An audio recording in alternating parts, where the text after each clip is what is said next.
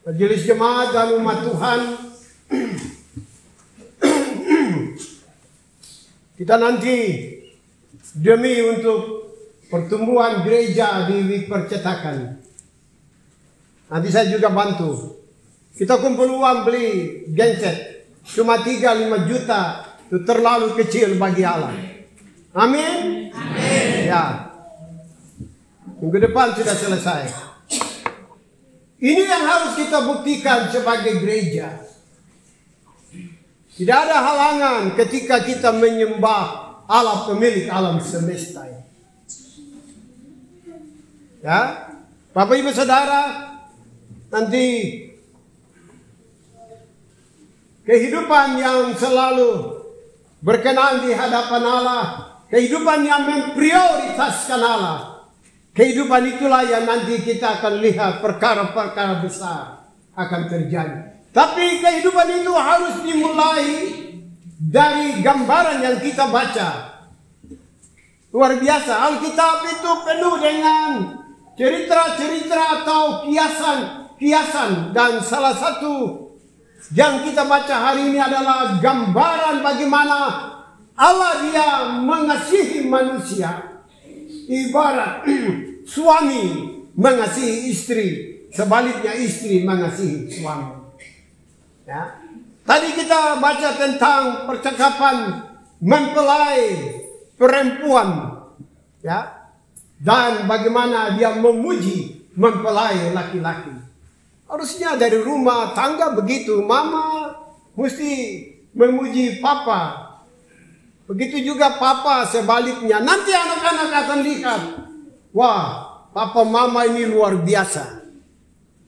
Ya, sehingga anak-anak itu bisa nanti mereka lihat ketika dia sebagai anak laki, nanti dia bilang, saya rindu satu ketika saya punya istri seperti mama. Ya, anak perempuan dia bilang, saya rindu saya punya suami seperti papa. Mulai dari rumah tangga. Itu yang ditulis di dalam Alkitab. Ini bukan hitung karang-karang. Amin. Ya. Nah, Bapak, Ibu, Saudara, sebelum kita mau mengerti apa yang tadi kita baca dari ayat 9, harusnya kita bisa belajar dari ayat 2 sampai ayat 8. Bagaimana seorang kekasih wanita mempelai perempuan itu, ya, dia punya kerinduan kalau dia lagi jatuh cinta. Wow. Ya. Coba lihat ayat 2 dari pasal 5. Lihat Alkitab. Aku tidur tetapi hatiku bangun. Dengarlah kekasihku mengetuk. Bukalah pintu dinda manisku, merpatiku, idamanku. Ya, coba lihat. Jadi dia ada tidur ini. Laki-laki ya rencana mungkin mau datang. Ya, digambarkan oleh Kidung Agung. Ya.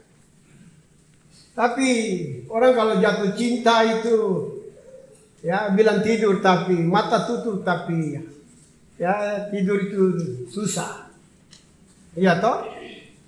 Wah, macam kamu tertahu lagi. Orang jatuh cinta. Kidung Agung sedang menceritakan. Ini firman. Ya. Bagaimana dia bayangkan sedang tidur. Kalau nanti suaminya, pacarnya datang. Ini bagaimana? Ya. Kemudian teman laki itu mempelai laki-laki bilang, bukalah pintu dinda manisku, merpati idamanku. Ya. Bapak, Ibu, Saudara, merpati itu apa burung yang sifatnya malu-malu, ya, yang dia sangat jinak, dia baik, ya, itu digambarkan di dalam bacaan ayat 2 tadi. Ya, coba kita lihat buka 1-2 halaman. Coba lihat Kidung Agung pasal 2. Coba. Kidung Agung pasal 2, buka 1 halaman saja. Ya, bagaimana kita dapat informasi pasal 2 ayat 14 tentang merpati. Baca sama-sama ayat 14 pasal 2. 3, Merpatiku di celah-celah batu, di persembunyiannya lereng-lereng gunung. Perlihatkanlah wajahmu, perdengarkanlah suaramu, sebab merdu suaramu dan elok wajahmu. Ya, ini bagaimana digambarkan tentang mempelai perempuan. Ya, kau begini, kau begitu. Ya. Suami itu harus, aduh mama itu luar biasa. Ini yang harus gambaran, ya, dari bagaimana Allah begitu mengasihi manusia, ya, di dalam bacaan itu, ya.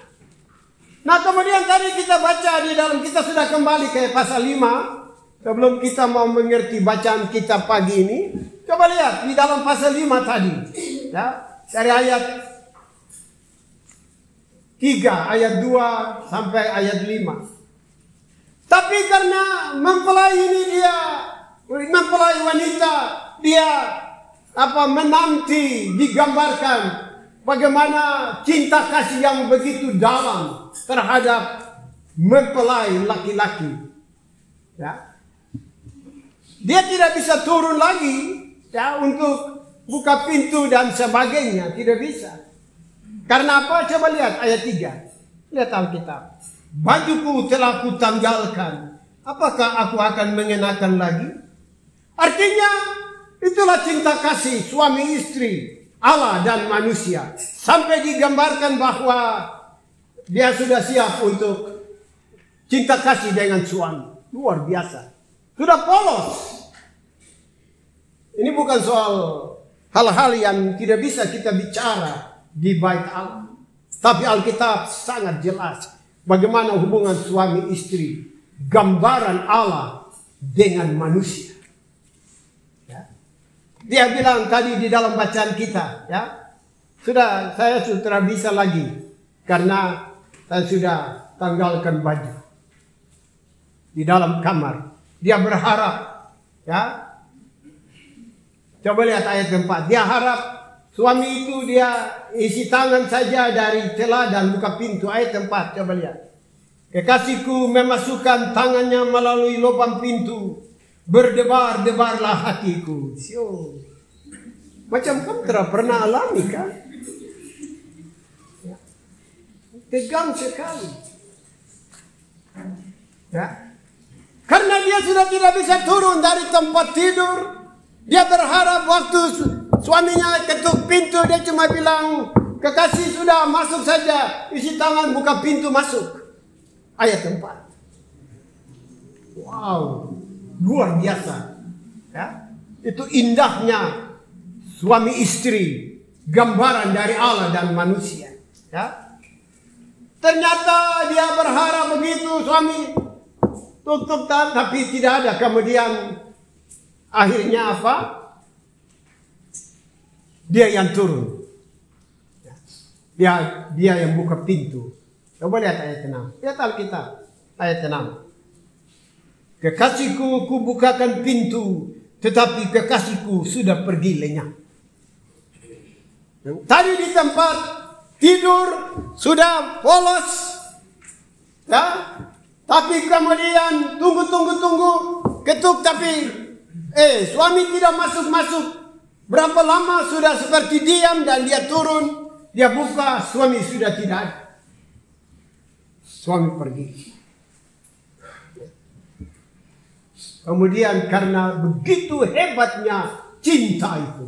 Ya, ini bukan soal nafsu atau apa. Tetapi ini kasih Allah. Ya. Kemudian apa? Alkitab bilang apa?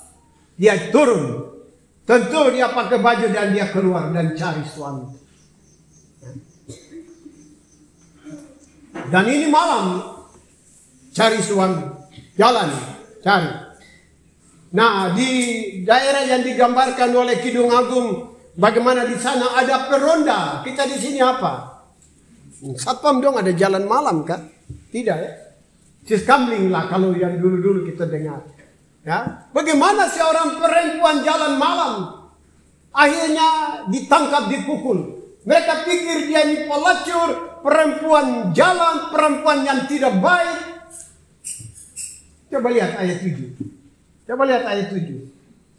Baca sama-sama ayat 7. 3.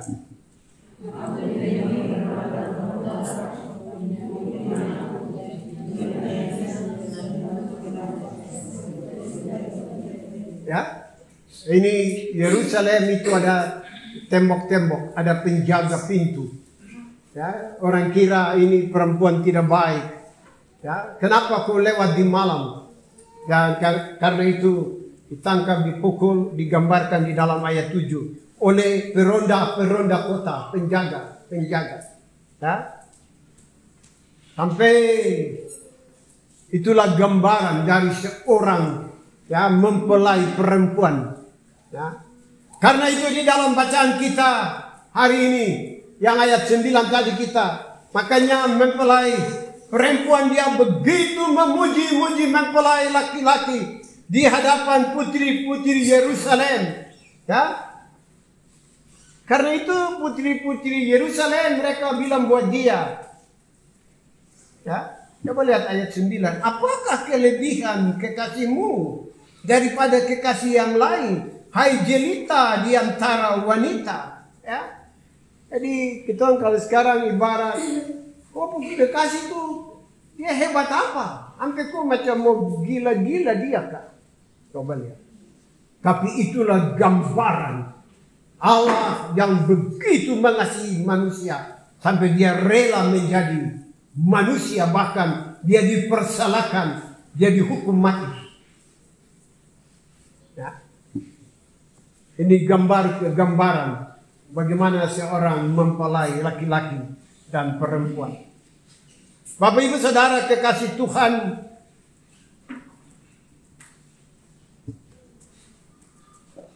di dalam bacaan-bacaan yang tadi kita baca dari pasal 6 itu, ya, kita mendapat informasi bagaimana mempelai wanita itu dia memberi gambaran tentang mempelai laki-laki. Ya. Di dalam ayat 10, coba lihat Alkitab, ayat 10, ya, dari bacaan kita.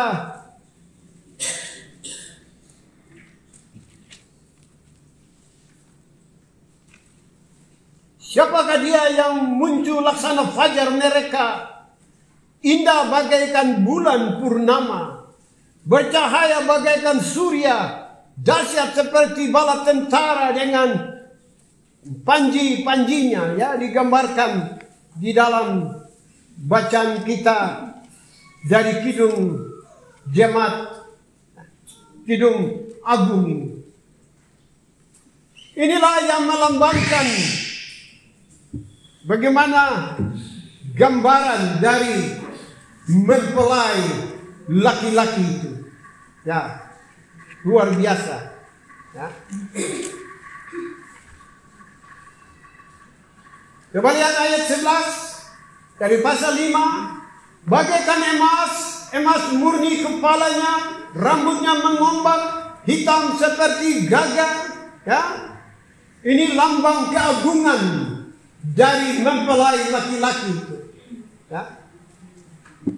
Ayat 12, ya. Matanya bagaikan merpati pada batang air, bermandi dalam susu, duduk pada kolam yang penuh. Ini bicara tentang kelimpahan, ya. Kemakmuran digambarkan di dalam ayat 12. Ya. Coba lihat ayat 13. Pipinya bagaimana? Halo, pipinya apa? Bagaikan bedeng, rempah-rempah, petak-petak rempah, akar, bunga-bunga bakung. Bibirnya bertetesan cairan mur, ya. Ini bicara tentang keharuman. Keharuman itu bicara tentang kejujuran.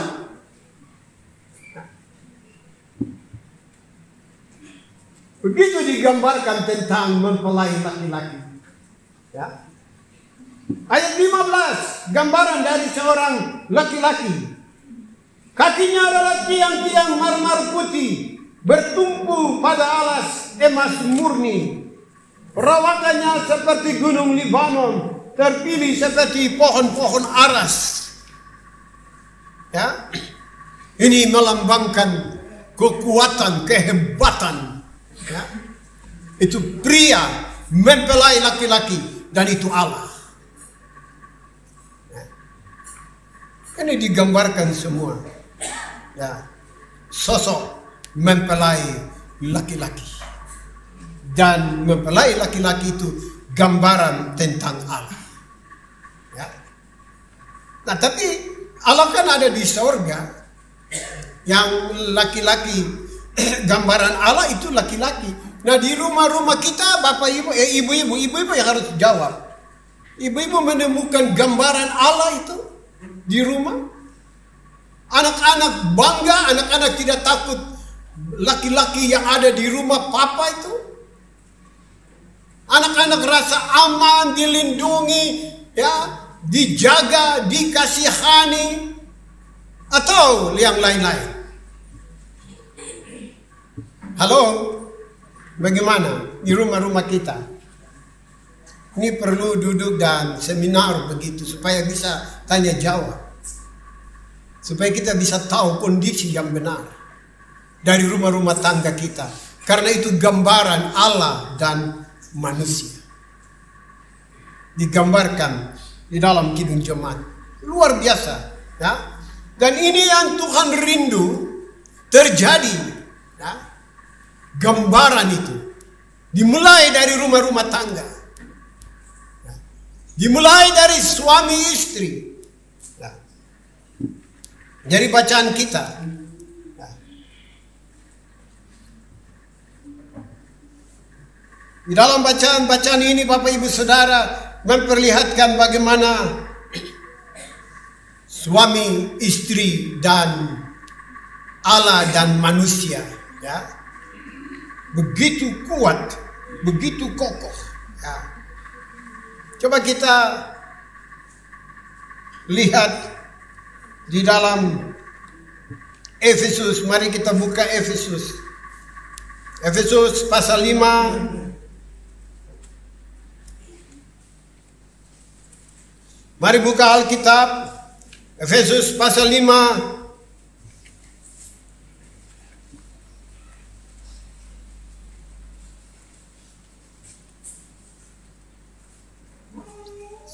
Saya baca ayat 31, Bapak Ibu baca ayat 32. Efesus pasal 5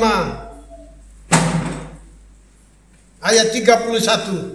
Sebab itu laki-laki akan meninggalkan ayahnya dan ibunya dan bersatu dengan istrinya sehingga keduanya menjadi satu daging. Ayat 32.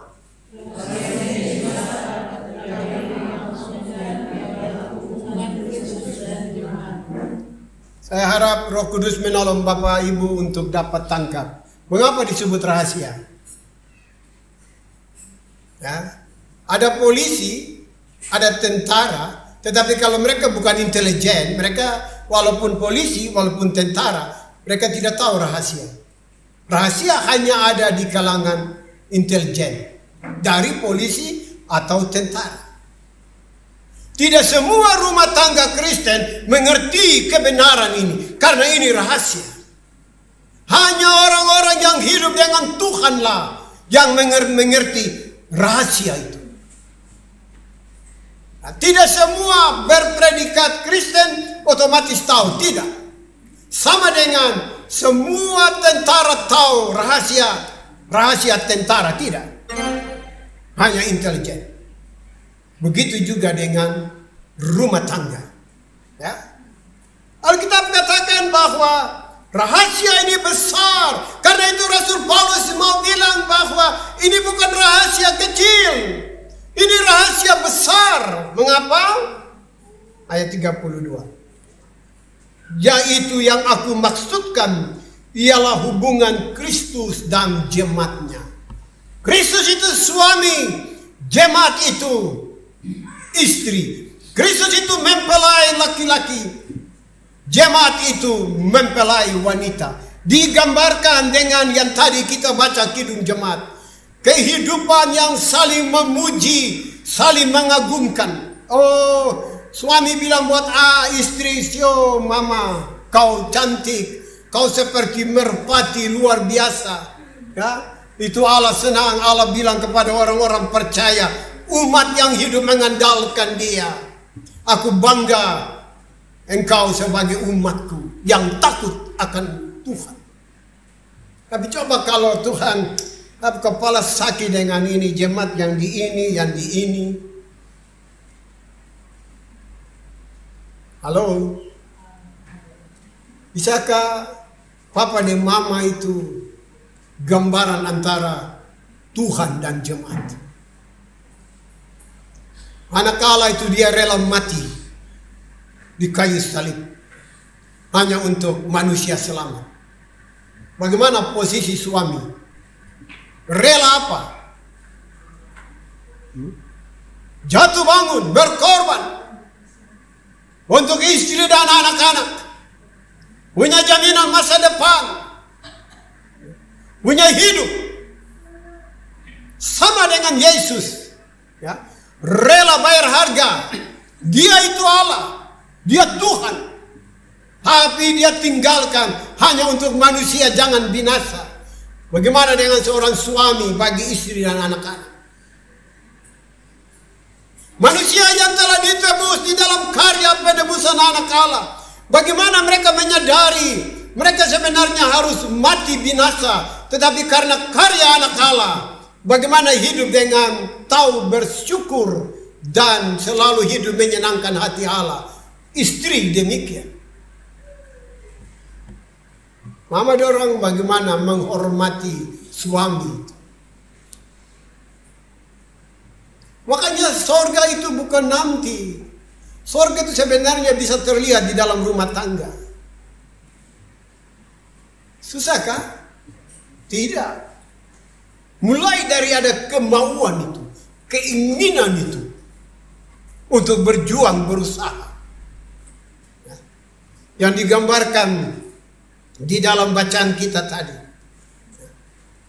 Memang di dalam 1 Petrus ya pasal 3 bagaimana digambarkan keadaan itu bahwa manusia itu dengan keadaan, tetapi sebagai orang percaya mereka bisa memenangkan keadaan hidup mereka.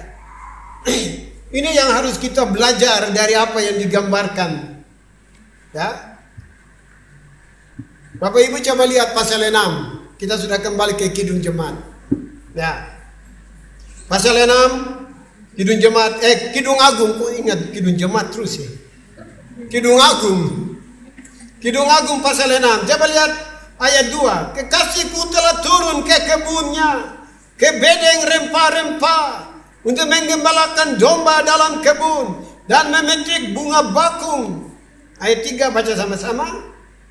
Aku kepunyaanku kekasihku dan kepunyaanku kekasihku yang menggembalakan domba di tengah-tengah bunga bakung.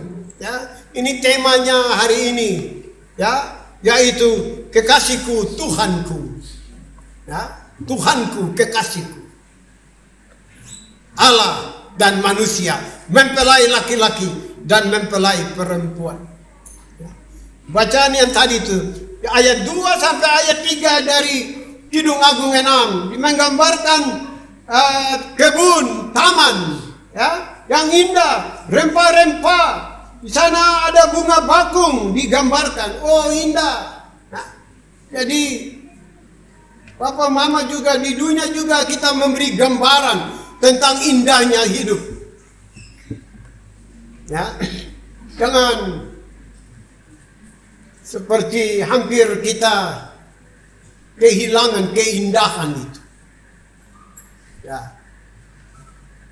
Coba kita bikin program begitu, kalau Papa dan Mama jalan di manakah, coba baku pegang tangan. Minta ampun dong, rasa susah. Kita setuju ya mulai hari ini kalau di mana-mana Bapak Mama jalan pegang tangan ya. Apakah susah kah? Minta maaf, tapi kita di Papua ini, Bapak dia jalan depan baru, Ma, tempo, pergi jalan. Wah, coba jalan itu indah, pegang tangan atau rangkul. Nanti anak-anak lihat show, Papa dan Mama indah. Itu gambaran kasih Allah. Weh, susahkah hidup ini? Ya. Kita mulai dari percetakan, membuktikan kerajaan Allah ada di dalam rumah tangga kita. Amin. Ya, kita punya anak yang banyak ini. Bagaimana mereka harus punya masa depan? Mulai kita bergumul, mulai dari papa dan mama yang baik, digambarkan oleh Kidung Agung, mempelai laki-laki dan perempuan. Itulah Allah dan manusia yang telah ditebus. Ini tidak ada kata susah dan sebagai manusia oke, tapi bukan sepanjang hidup ini susah terus. Itu memang lain lagi. Tidak. Ya? Sering-seringlah. Coba kalau Anda sering-sering Anda jalan ke Kupang. Tahu Kupang? Tahu ya? Jangan kaget kalau pendeta Richard dengan Nani ada duduk. Berduaan kami. Ya. Kami sering, orang tidak tahu, pakai topi, ya, tapi kita punya snack-snack oke semua. Ya, nikmatilah. Kenapa kamu pikir negara besarkah? Bukan karena usia, tidak. Coba lihat Billy Graham, 94 tahun baru dia meninggal. Tapi kalau dia jalan dengan istrinya Ruth, ya, itu cucu anak mantu dan mereka bangga, mereka lihat bagaimana ini gambaran dari Allah, suami istri. Ini yang harus kita berjuang mulai dari dalam rumah tangga kita. Kita punya anak-anak ini yang akan mengalami kerajaan Allah, mereka mulai dari rumah. Tidak ada yang tidak bisa. Itu yang digambarkan di dalam bacaan kita itu. Ya. Jadi pulang dari persekutuan ini, berusahalah. Ya. Saya rindu kalau dapat jemaat dari Wik Percetakan, saya rindu sering-sering lihat. Banyak ada di Imbika, di Molka, tapi suami istri dan anak-anak. Saya rindu lihat itu. Dan Bapak ke jalan pegang mama ku tangan. Kalau terhadap saya datang, saya bilang, tambah ku pegang tangan. Ciptakanlah sorga itu. Sorga yang benar itu nanti kita akan alami.